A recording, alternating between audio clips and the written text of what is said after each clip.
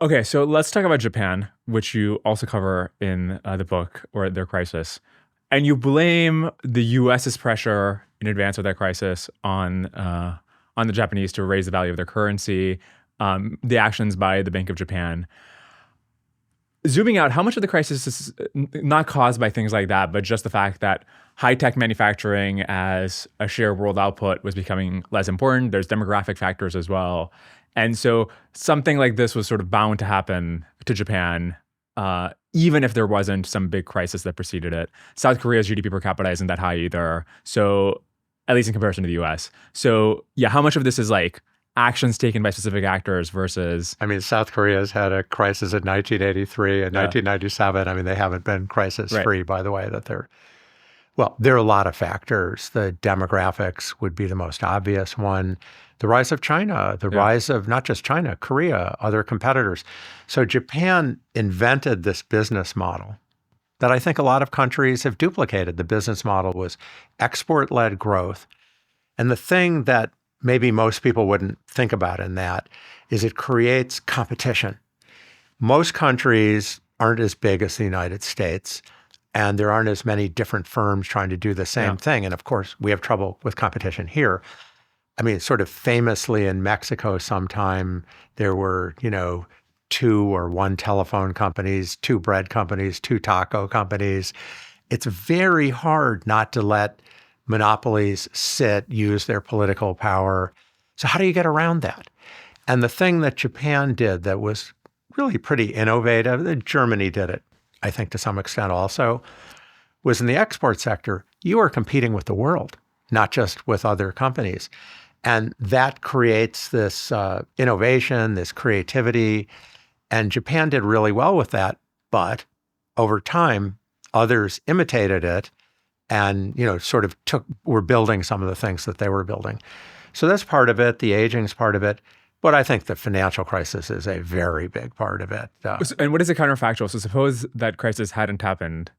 How much wealthier is Japan today than it might have other? I think 50% wealthier per person. I think way wealthier. And so that's where they started. I mean, it depends on which measure you use. By the market exchange rates, they were richer than the United States, late 1980s.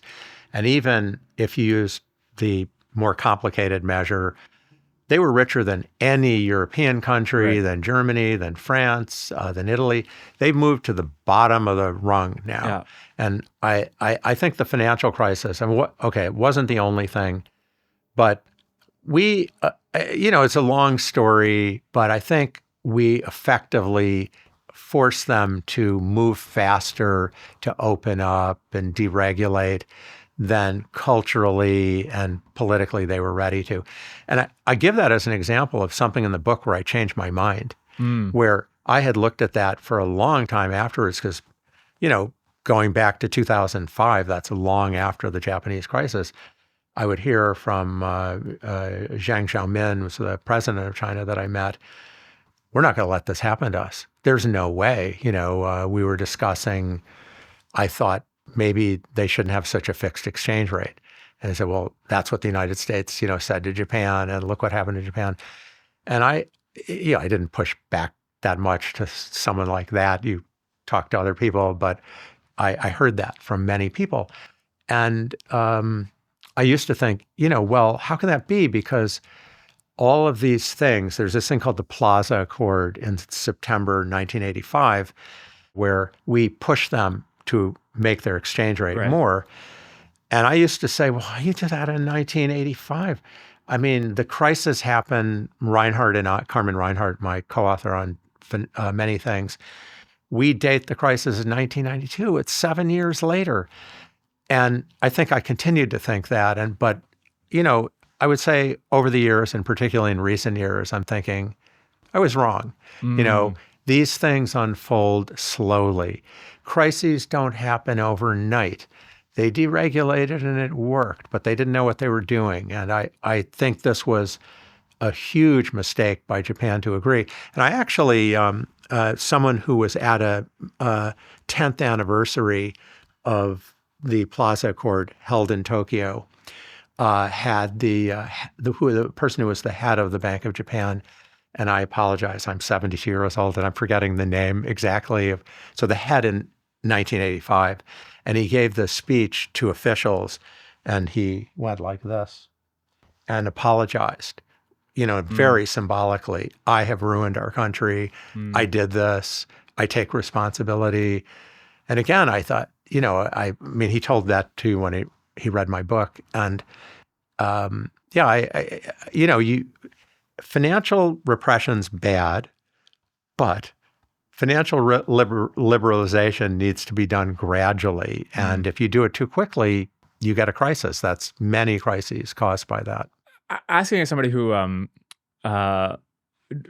obviously doesn't know the details at like a high level, how would you explain to a novice, like basically, how could a country be 50% less wealthy than it otherwise might have been simply from financial crises? Because if whatever they could have otherwise produced, why can they still not produce it? Or, like a country is like, they're producing a bunch of things. Why are they producing 50% less things because of a financial crisis a couple of decades ago? Well, their case is very unusual, right. Although having a number like 10% or 20% is very typical. In fact, one of my professors at MIT was teaching us the Great Depression, and he said, here's how to think about the Great Depression. We were going like this. It's hard to do without a blackboard.